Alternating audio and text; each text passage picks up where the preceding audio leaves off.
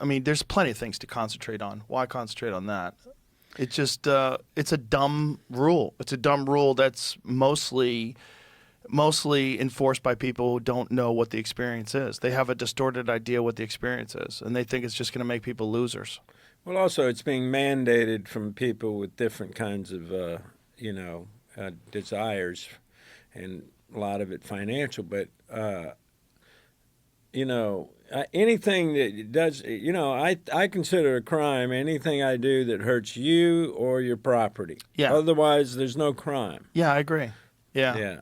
Yeah, I agree. And I think we got to get past that. I think there's just a lot of people that recognize that what they did in the 1970s was very effective. They threw water on the entire psychedelic movement and the civil rights movement and the anti-war movement, and they did it by banning a lot of these compounds that were changing the way people thought about life. And, like the whole peace, love, and hippie movement of the 1960s was all inspired by psychedelic drugs, all of it. Right. And it was a revolutionary, complete change of society from 1950 to 1960. I mean, 10 years, the music and culture became almost unrecognizable. It could change so radically. And I think it was terrifying to the powers that be. And unfortunately, the propaganda that they pushed, just like the propaganda that we saw during the COVID times and propaganda that you have whenever there's a war, that propaganda is sticky. That stuff sticks. It sticks around for a long time. And unless you have viable representations of opposing narratives that are really effective, it's very hard for people to change their perspective on things without a personal experience. Right. And most of these people that are like, straight-laced, no-nonsense type folks, they don't want to smoke weed. What, I'm going to ruin my brain?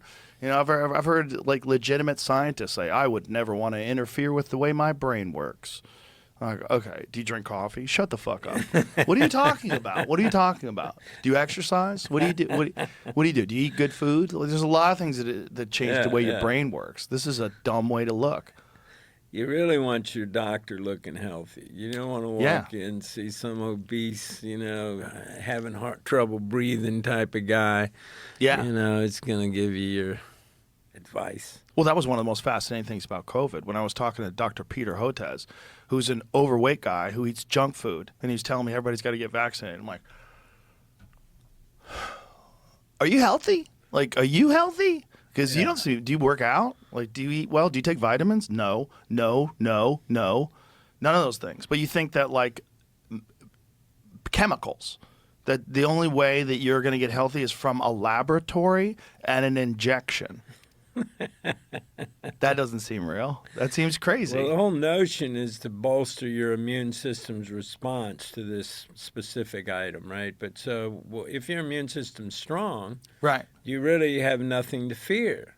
Well, if your immune system's weak, you have also a lot to fear by taking a vaccine that can, with this recent one.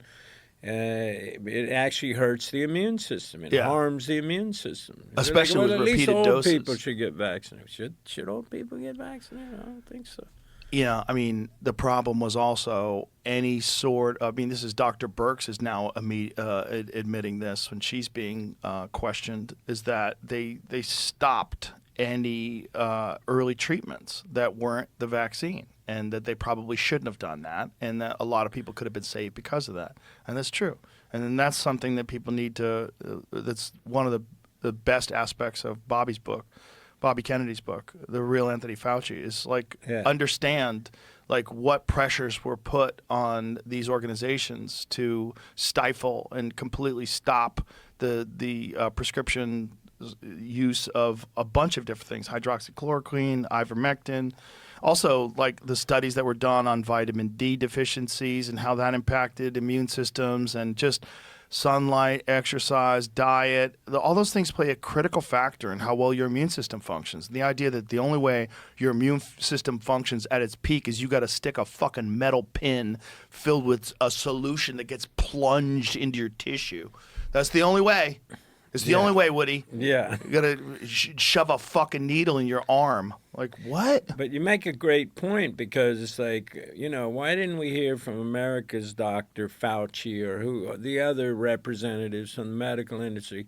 Maybe eat less, sugar. Yeah. Maybe eat less fast food. Maybe exercise. There was no other directive. No. Take the vaccine. No, That's the only directive. They didn't want to fat shame, so they never told anybody to lose weight, which is one of the main